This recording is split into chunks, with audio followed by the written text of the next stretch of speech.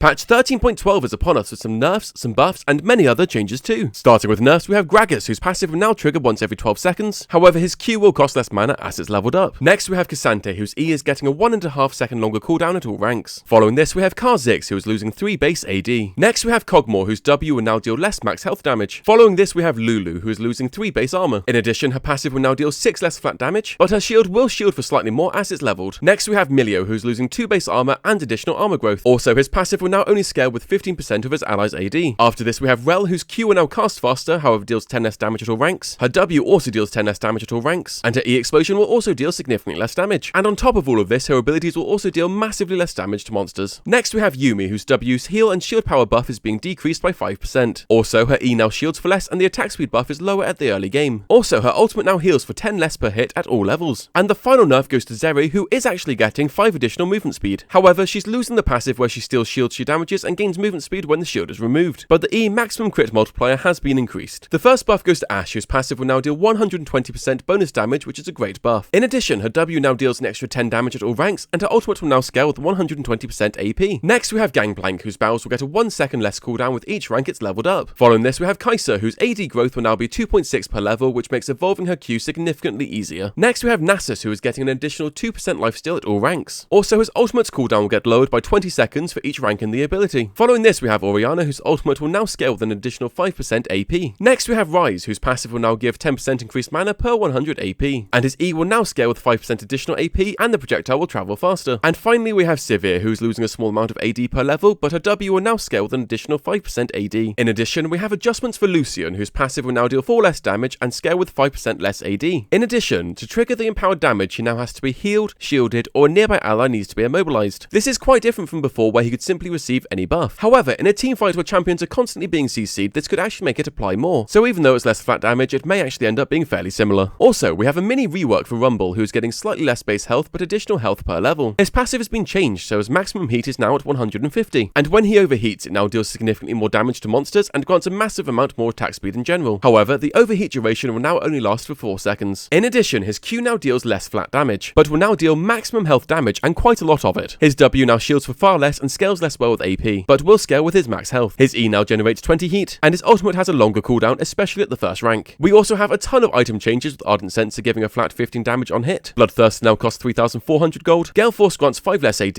and active now scales with 45% bonus AD rather than crit chance. Shield Bow now grants an additional 3% lifesteal. Imperial Mandate's damage has been slightly nerfed. Moonstone's heals and shields are now better early, but slightly worse later. PD now grants 35% attack speed. RFC's empowered attack now deals 60 flat damage, and Shiv's empowered attack now deals more damage early and slightly less late.